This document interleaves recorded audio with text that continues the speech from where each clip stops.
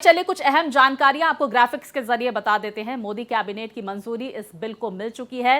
One nation one election प्रस्ताव को committee जो है कैबिनेट की मंजूरी मिल चुकी है और पूर्व राष्ट्रपति रामनाथ कोविंद की कमेटी ने दी थी ये रिपोर्ट। पहले फेज में 7 होंगे विधानसभा और लोकसभा के चुनाव। 100 दिन के भीतर दूसरे फेज में निकाय चुनाव। शीतकालीन सत्र में ही पेश किया जाएगा ये बिल, यानी कि आज ये जो बिल है वो पेश करने की जानकारियां सामने निकल कर आ रही हैं। मोदी कैबिनेट की इस बिल को मंजूरी मिल चुकी है और 32 दल जो हैं वो इस बिल के साथ खड़े हुए नजर आ रहे हैं। वन नेशन वन इलेक्शन से जुड़ी हुई ये महत्वपूर्ण जानकारियां ग्राफिक्स के जरिए। अब देखिए, रामनाथ कोविंद पैनल के 5 सुझाव भी हैं, वो भी आपको बता देते हैं। सभी राज्य विधानसभाओं का कार्यकाल 2029 तक बढ़ाया जाए।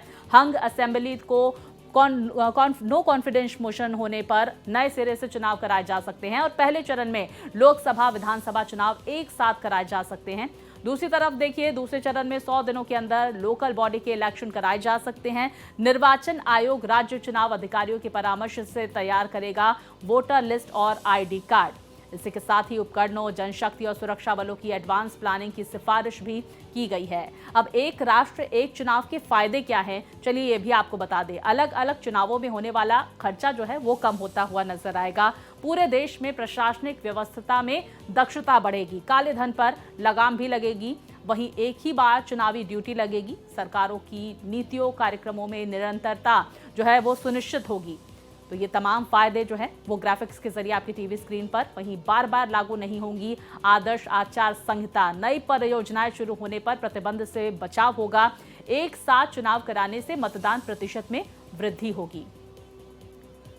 तो वहीं देखिए, इस बिल के बारे में विस्तार से चर्चा के साथ मेरे सहयोगी मोहित हमारे साथ जुड़ गए हैं। मोहित, आज बड़ा दिन है। आज one nation one election bill सदन के पटल पर रखा जाएगा। क्या अहम जानकारियां, किस तरह से सरकार इस बिल को रखने वाली है, क्योंकि अर्जुन राम मेघवाल कानून मंत्री इस बिल को रखेंगे। दूसरी तरफ विपक्ष पूरी तरह से इसका विरोध करता हुआ नजर आ रहा है। क्या हलचल आज सदन में देखने को मिलेगी इस बिल को सदन पर रखने के बाद?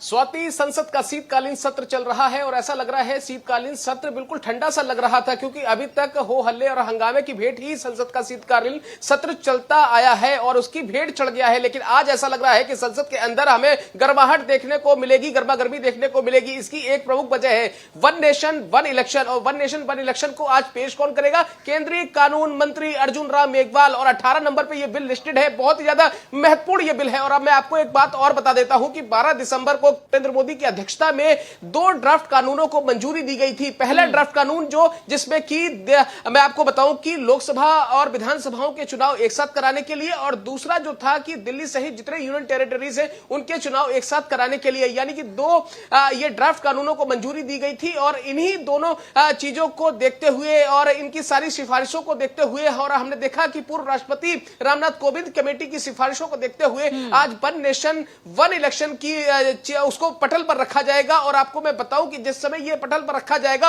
उस समय निश्चित है कि हंगामा हो, क्योंकि 32 पार्टियां ही अभी तक इसके सपोर्ट में है। आपको मैं एक बहुत महत्वपूर्ण जानकारी दे देता हूं। प्रमुख विपक्षी पार्टी है कांग्रेस। कांग्रेस ने पार्लियामेंट्री पार्टी की मीटिंग बुलाई है 10:30 बजे और सभी सांसदों को 3 लाइन का व्हिप जारी किया है कि आप भैया 10:30 बजे सीपीपी ऑफिस में पहुंच जाएं, क्योंकि बहुत महत्वपूर्ण आज का दिन होने वाला है।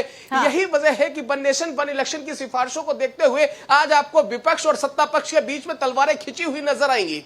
बिल्कुल, देखिए, हर किसी की निगाहें थी इस बिल को लेकर और आखिरकार आज इस बिल को पेश किया जाएगा। हम ये भी आपसे समझने की कोशिश करेंगे। विपक्ष तो विरोध करता हुआ मोहित लगातार नजर आ रहा है। ग्राफिक्स के जरिए भी हम इस बिल के फायदे बता रहे हैं। आप भी जरा समझाइए दर्शकों को कि आखिर वन नेशन वन इलेक्शन के फायदे क्या क्या हैं। देखिए स्वाति, अभी हमने लोकसभा में प्रधानमंत्री नरेंद्र मोदी का जवाब सुना, उनका भाषण सुना। 1 घंटे 58 मिनट का एक लंबा उनका स्पीच था जिसमें उन्होंने कई सारी चीजों का जिक्र किया था। सबसे महत्वपूर्ण चीज उन्होंने बताई कि one nation one health card, one nation one ration card के बाद वन नेशन वन इलेक्शन का जिक्र उन्होंने किया। और आप एक बात समझिए कि जब वन नेशन वन इलेक्शन अगर देश में होता है और जो अभी मौजूदा विधानसभाएं हैं उनका कार्यकाल 2029 तक बढ़ा दिया जाएगा। और आप समझिए कि अभी परिसीमन भी होना है।